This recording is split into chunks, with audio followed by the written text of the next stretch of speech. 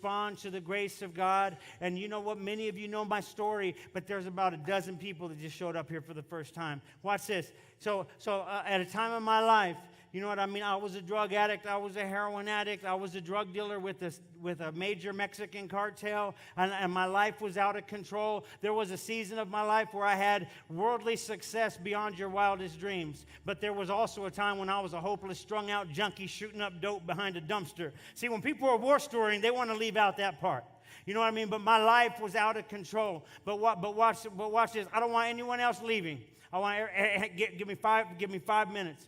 So watch this. So the thing of it is in 1998 I went into a little rehab, a Christian rehab, on the run for attempted murder from Albuquerque. I walked into a little rehab in 1998, and God got a hold of my life. He wrecked my life. He set me free. He gave me a calling, and then I ended up going to the Philippines. I mean, I graduated the program. I worked at the program. I went to the school of ministry. I went to the Philippines as a missionary, and then I came back to the United States. And how many know that Jesus forgives? How many know the district attorney? Not so much. Come on, someone, can I get a witness? And so I came back, and I was arrested on that old fugitive warrant out of Albuquerque, New Mexico. And during that season, I'm facing 20-plus years in prison, and I backslid. And I went back to my old life. And I remember sitting in a little cheap hotel in Albuquerque, New Mexico, on the run from the law. And I would sit down there because I had messed up, friend. I had gone back. I knew the truth. And I went back to my sin like a dog returning to its vomit. And I could see myself sitting on the edge of that bed in the little De Anza Hotel on the Central Avenue in Albuquerque, New Mexico, and I would put a gun to my head, a .45 Ruger loaded and ready to go, and I was going to blow my head off, and there was a voice in the back of my head that said, why don't you pull that trigger? Your life's a waste. Why don't you just kill yourself? And by the grace of God, I didn't, but during that season, I would see little demons running around me with voices of little children laughing at me, you know what I mean, trying to get me to kill myself, saying your life's a waste. Why don't you just give up? You turned your back on your God. You turned your back on your family. Why don't you just give up? But by the grace of God, I didn't pull that trigger. I was picked up and sent to prison. And when I got to prison, I was just getting high. Oh, I could, Gary. I was just getting as high as possible. We even got strung out in prison. But you know what? I ended up getting picked up for suspicion of bringing narcotics into the facility. And I ended up going to solitary confinement at the prison in Santa Fe, the level 5 facility, solitary confinement. Right there, wasn't nobody there but me. And I got down on my knees and I said, Jesus, if you're still there, would you come back into my life? I don't want to do anything great for you. I just want that peace. I just want that.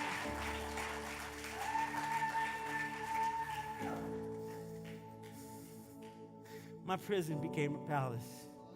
It was like waves of electric liquid love that flowed over me for 5 months. Man, God came down into that little cell. I began to quake under the power of God. God began to restore my vision, Brandon. He began to restore the calling that He had given me many years ago. And I got back to the line after 5 months, and I began to preach the gospel. And I was voted in as inmate pastor, and God began to move. I did undergraduate courses through Global University. I got out of prison. I did my parole. I came to CBC because God called me to come to Springfield and go to Bible school. I came, I met my beautiful wife. I graduated with a bachelor's and a master's degree, and then we planted this church, and God called us to this city to raise up an army. He called us to this city to take back what the enemy has stolen. And let me tell you something today. We're not going anywhere. We're still standing. We're still here. We're not going anywhere. You don't intimidate me, devil. You don't intimidate me. I'm here to stay. My wife's here to stay. My baby's here to stay. We're going to take this city for the honor and for the glory of Jesus Christ. And not just this city, but we're going to take this region. There's a sound coming out of this city that's going to go across this nation and around the world. If you believe that, just give me a shout. Just say, hey! Oh, there's a sound rising up. There's a cry from the Spirit right now. But watch this. So God met me. Man, you know what I mean? He met me when I was on drugs, and he met me when I went back to my old life. So if you're here today, and maybe you know you've never had an encounter with Jesus, you've heard a lot about him. I'm not talking about that. I'm not talking about a mental assent. I'm talking about, you know a lot about Jesus. Maybe you even had Evangel. Come on, somebody. You know a lot about Jesus, but he ain't real to you. That's what I'm talking about. We're in the Bible Belt. Everybody knows a lot about Jesus, but do you know him? Do you walk with him and talk with him? When his presence comes into your room, do you just break down and begin to weep because he's so good? Do you know Jesus? And then also I wanted to say, there's two parts of this altar call. The second one is, at one time you were walking with Jesus. Just like me, you were walking with Jesus. You had an encounter with God, but then you went back to your old life. And right now, the arrows of God are flying throughout this house. They're flying. That's the conviction. It's not the condemnation. That's the conviction of the Holy Spirit that He's drawing you to Him. Right now, through Facebook Live and live streaming, right now, God's calling you to come home. Yes, you, sir. Yes, you, ma'am. God's calling you home. It's not too late. You haven't committed the unpardonable sin. And so right now, what I want to do is you meet one of those two requirements. You've never met Jesus, or you met Him, but you went back to your old life and you want to rededicate to Him. From all over this place, I'm going to count to 3, and then I want you to raise your hand. If you're watching from Facebook Live, I want you to write, comment on there that you're raising your hand. But right now, from all over this place, 1, 2, you want to get right with God. 3, raise your hand from all over this place. You want to get right with God. You want to repent. You want to come back to Him. Then now what I'm going to ask you to do is to come forward. I'm asking you to be bold.